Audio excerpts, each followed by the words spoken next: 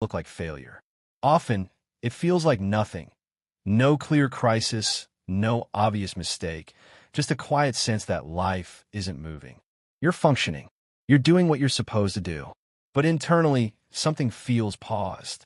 This kind of stuckness is psychological, not circumstantial. And because there's no visible obstacle, it can feel confusing and frustrating. You don't know what's blocking you, only that you can't move forward the way you want to. Being stuck is rarely about a lack of options. It's about how the brain interprets options. When your mind narrows its perception of possibility, even open spaces feel closed. The brain doesn't ask, "What could I do?"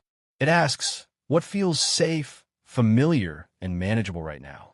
And when none of the available options meet those criteria, the brain chooses stillness. Not because it's incapable, but because it's protecting you.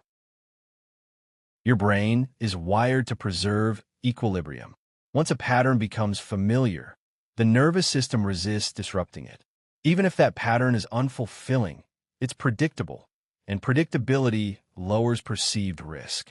Change introduces uncertainty, and uncertainty activates stress responses. So when the brain can't guarantee safety on the other side of a decision, it defaults to maintaining the status quo. Stuckness is often stability doing its job too well.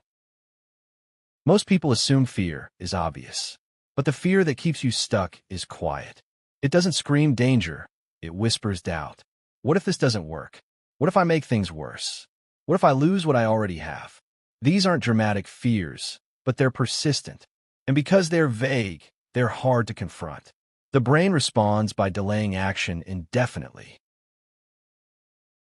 Overthinking often looks like indecision, but it's actually a safety strategy.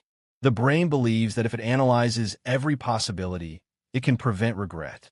But too much analysis creates paralysis. Each option becomes heavy with imagined consequences. The mind mistakes mental activity for progress, even as behavior stays frozen. Over time, thinking replaces moving, and stuckness deepens. You don't just get stuck in situations, you get stuck in identities.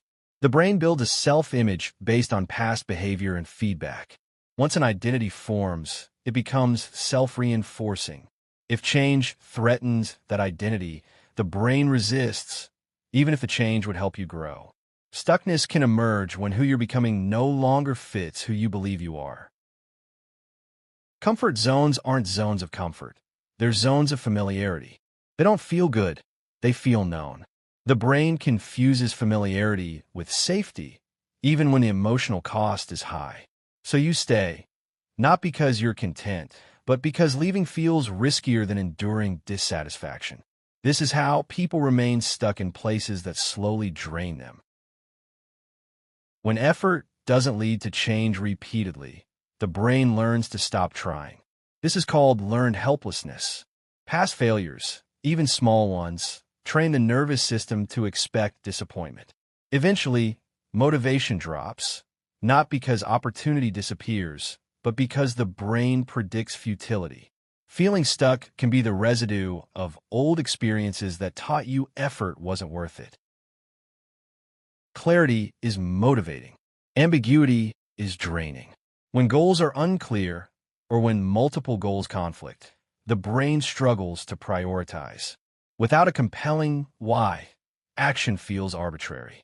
The brain hesitates to invest energy in movement that lacks direction.